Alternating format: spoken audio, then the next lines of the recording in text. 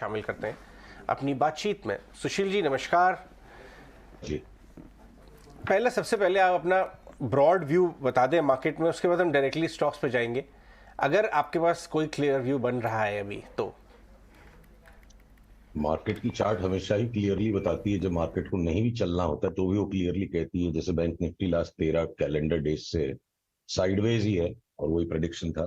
तो अभी फिलहाल जो सबसे महत्वपूर्ण चीज कल रात को ही वो है सीबीओई विक्स इंडेक्स में एक बड़ा रिवर्सल पैटर्न बन गया है। और इस तरह से जो विक्स में यूएस विक्स का जो रिवर्सल है उसके साथ साथ ही जब आप देखोगे कि S&P 500 ने भी कल रात को अच्छा खासा सेल ऑफ दिया, तो यहाँ जरा सा ग्लोबल मार्केट से सहम के रहने की जरूरत है।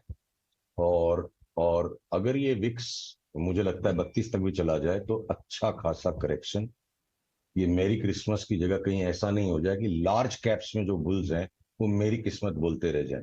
ठीक है, हम सहमे हुए हैं कुछ समय से और समय थोड़ा बीत गया है, तो इसलिए बात रेपिटेटिव लग सकती है, पर अगर बाजार अब तक नहीं दिशा पकड़ा तो इसका मतलब ये नहीं कि कल ही दिशा नहीं पकड़ सकता है, कभी भी हो सकता है। तो एक तो विक्स का ये रिवर्सल और साथ में S&P और नेस्डैक का जो सेल ऑफ है, इसके साथ साथ जिस तरह से डॉलर इंडेक्स ने भी तगड़ा रिवर्सल दिया है और आपकी निफ्टी जो है वो ऑलरेडी कल सेल सिग्नल दे चुकी है। ये देखिए लॉन्ग टर्म ट्रेंड लाइन को भी, लॉन्ग टर्म मतलब 2 महीने की ट्रेंड लाइन को भी, जो अगर निफ्टी यहाँ तोड़ चुकी है तो लार्ज कैप्स में तो देखिए बहुत ज्यादा सावधान हो जाने का बाजार बन गया है। तो मैं निफ्टी पे क्या स्टॉप लॉस बनाऊं? तो 18,920 के ऊपर अगर चला गया तो ये हमारे सहमने का व्यू हम वापस सस्पेंड कर देंगे, पर लार्ज कैप्स में तेजी इन जनरल नहीं करनी है। बैंक निफ्टी भी आप देखो, कितने दिनों से, ये 14 दिनों से सिर्फ इसी तरह साइडवेज ही मूवमेंट दे रहा है, अगर ये चार्ट आपके स्क्रीन पे आ रही है तो। और ये भी किसी भी टाइम अचानक से कॉन्फर्मेशन दे सकता है। आज का लो टूट जाएगा तो बैंक निफ्टी में भी शॉर्ट सेल सिग्नल कंफर्म हो जाएगा। बट बड़ी मजे की बात यह है कि इस वक्त भी इस बाजार में एक के बाद एक दुनिया भर के सभी सेक्टर्स में एक दो स्टॉक्स बिल्कुल रॉकेट लाइक मूव के चार्ट्स फेंक रहे हैं ऊपर की तरफ। तो संक्षेप में अगर ये कहें कि कछुए सारे अपनी चाल चल चुके हैं और अभी भी खरगोश ऐसे हैं जो उछल उछल कर अंतिम पड़ाव तक जाने के लिए बड़ी रफ्तार से कूदने की कोशिश कर रहे हैं। अच्छी लगी जो आपने ये साइन दिया था। इनफैक्ट मैं एक बार अपने डायरेक्टर साहब से कहूँगा कि 6 महीने का आप मारुति का चार्ट दिखाइए, आप आईटीसी का चार्ट दिखाइए 6 महीने का, आप आईसीआईसीआई बैंक का दिखाइए और रिलायंस का दिखाइए, क्योंकि सुशील जी ने एक बहुत पैटर्न ड्रॉ किया है। एक तरह से उन्हें ऐसा लग रहा है कि जिस हिसाब से ये देखिए रिलायंस का 6 महीने देखिए टॉप बन के एकदम टॉप के साथ नीचे आना शुरू हो गया, 2850 का टॉप। आईटीसी में देखिए 300 करीब करीब 60 का टॉप बना। आईसीआईसीआई बैंक को भी निकाल के लाइए। जिस तरह से एक एक करके बड़े इंडेक्स कंपोनेंट्स टॉप बना के उन्हें रीटेस्ट नहीं कर पा रहे, इनेबिलिटी है और नीचे की तरफ झुकाव है उनका, वैसे ही दूसरे और भी आएंगे और इसलिए इंडेक्स पूरा भारी हो जाएगा। ये बहुत शानदार पॉइंट आपने बताया। सुशील, अगर मैं आपसे ये पूछूं थोड़ा और कि कुछ और निफ्टी के कंपोनेंट जो आपके रेडार पे हैं जो सिमिलर टॉपिंग आउट पैटर्न बना रहे हो या बना सकते हैं पोटेंशियली आगे आने वाले समय में, जो इन्वेस्टर्स देख सकते हैं? देखिए पूरा मार्केट एक साथ टॉप होगा और बॉटम अगर होगा तो इतने सारे स्टॉक्स की और इंडेक्स की भी जरूरत नहीं है। तो अगर ऑटोज में सबसे पहले मान लीजिए आपके मारुति ने एक टॉप आउट दिया, टीवीएस मोटर्स भी आ चुका है। देखिए अब ट्रेंड लाइन मारुति तोड़ चुका है, अगर आपको मैं मेरी ये चार्ट यहाँ दिख रही है। अब जब हमारी बात हो रही है और जब ये टॉप आउट हो गया कहने का साहस चारों तरफ आ रहा है, तो ऑलरेडी शॉर्ट टर्म में तो ओवरसोल्ड है, कभी भी थोड़ा रिबाउंड दे सकता है। तो अलग अलग टाइम फ्रेम पे अलग अलग लोगों को भ्रम पैदा होते रहेंगे। अगर एफएमसीजी में जो आईटीसी सुपरस्टार रहा 2022 का, और हमने लगातार पिछले 3 सप्ताह आपसे ही कहा कि अब आईटीसी हमने शॉर्ट करना है, तो वो भी 10% ऊपर से नीचे उतर चुका और माइनर रिबाउंड्स इन बिटवीन। हमारा 275-80 में इसको दोबारा 450 का लेने का अभी तक चार्ट पैटर्न बना हुआ है। अगर रिलायंस जो बिल्कुल ग्रैंड डैडी है पूरे इंडेक्स का, उसको आप देखिए कि कितना अच्छा खासा करेक्शन इसने 2780 से ऑलरेडी यहां तक दे दिया। अब थोड़ा ओवरसोल्ड है, देखते हैं अगला रिबाउंड इसको जोड़ पाता है कि नहीं। कठिनाई लगती है मुझे, और मुझे कोई आश्चर्य नहीं होगा अगर अगले 3 महीनों में, हो सकता है उससे भी कम अवधि में, रिलायंस आराम से खसकता खसकता 2300 तक भी आ जाए, उससे नीचे भी जा सकता है।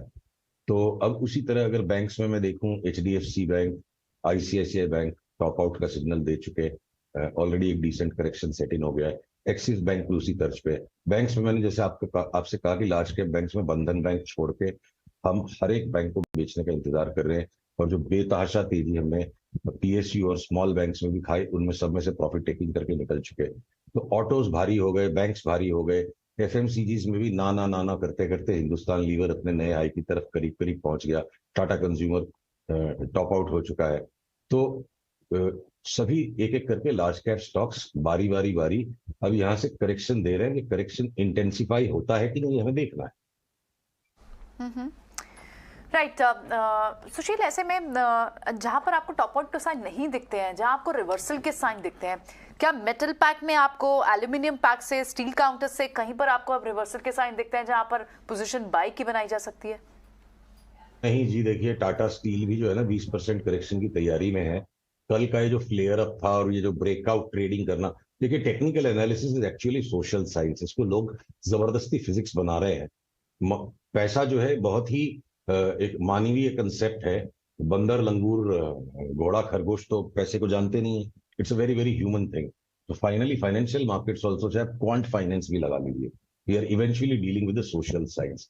फिर ब्रेकआउट पे ले लो, वो ब्रेकआउट के पैटर्न्स जो है इतने ज्यादा अब्यूज्ड हो चुके हैं कि ब्रेकआउट्स पे ट्रैप बनते हैं। टाटा स्टील ने ट्रैप बना दिया। अब हमने परसों का ट्विटर पे रात में पोस्ट किया, can Tata steel go down by 30%, sentiment को चेक करने के लिए। अभी मेरे हिसाब से नीचे की चाल बन चुकी है, 90-92 तक आ सकता है। सिमिलरली चाल सेल की है। जिंदल पैक के जितने भी स्टील के स्टॉक्स ने बेतहाशा परफॉर्मेंस दिया, वो सब अब करीब करीब चरमरा रहे हैं, डाउन ट्रेंड शुरू नहीं हुआ है। तो मेटल्स भी अब यहां से बाजार को और खींच पाए ऐसी जगह नहीं लगती, बाजार का मतलब निफ्टी को। तो अब उसमें एक अपवाद हो सकता है कि वेदांता खरगोश की कैटेगरी में अचानक से बड़ा सरपट भाग जाए 4-5 दिन में और बड़ा लार्ज परसेंटेज मूव दे दे, क्योंकि वो बहुत वॉलेटाइल है। तो ये स्पर्ट्स खेलने के जितनी ही मेरे को तेजी लगती है, ट्रेंड्स खेलने वाली तेजी बची है ऐसा अभी आसार नहीं लगता। और दुनिया भर के बी ग्रुप स्टॉक्स के अंदर में अगर वो बेसिक अगर समरी इसको ऐसे की जाए, alpha is overpriced, short alpha and get loaded on beta. तो अगर अगर नहीं भी घटा बाजार और ये छुट्टियों के माहौल में दिसंबर के लास्ट तक, जनवरी तक अगर चलता भी चला गया, तो मुझे एमआरपीएल में 30% मिल जाए और 2 महीने में चेन्नई पेट्रो में, 3 महीने में चेन्नई पेट्रो में अगर 100% में मिल जाए, या अगले 10-12 दिन में टाटा मोटर्स डीवीआर में और भी 20-25% मिल जाए, तो अभी ये छोटे स्टॉक्स को खेल सकते रहने का बाजार लगता है। जीएनएफसी, जीएसएफसी के अंदर अगर बाई के पैटर्न आ गए, चंबल भी 20% उड़ जाए ऊपर 1 महीने में, या क्लीन साइंस एक अब 6 महीने का व्यू लो, ये बाजार या इमीडिएट टाइम फ्रेम पे रोज की ट्रेडिंग का बाजार नहीं है। क्लीन साइंस में हमने एक बड़ा बाई कॉल निकाला, 6 महीने के व्यू में स्टॉक कम से कम डबल हो सकता है। तो बहुत अलग किस्म की अपॉर्चुनिटीज बाजार दे रहा है। और माफ कीजिएगा, मुझे लगता है मेरा दायित्व बाजार को बताना नहीं है कि तुमको अब चलना होगा। मेरा दायित्व है कि बाजार जिस तरफ से पैसे दे दे बिना टेंशन दिए, हमें अपने आप को बदल के उस तरफ अपनी स्टाइल को और स्ट्रेटेजी को चेंज कर देना चाहिए।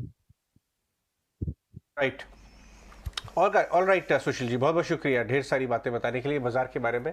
आपको सुशील केडिया ने बताया कि पोजिशनली बाजार के जो बड़े साइड ऑफ द मार्केट है, लार्ज कैप, वो क्या अपॉर्चुनिटीज दे रहा है, लेकिन शॉर्ट टर्म में कई सारे मिड कैप आइडियाज़ हैं। ज़्यादा बात नहीं होती है ऐसे स्टॉक्स पे, बहुत ज़्यादा डिस्कवर्ड नहीं है, लेकिन काफ़ी इंटरेस्टिंग एमआरपीएल और बहुत सारे जीएनएफसी, जीएसएफसी ऐसे इंटरेस्टिंग स्टॉक्स में एक स्पर्ट पॉसिबल है। वो सब अपने रेडार पे रखिए और केडिया जी को यहाँ ET Now स्वदेश पे फॉलो करिए हमेशा की तरह डिफरेंशिएटेड व्यू के लिए।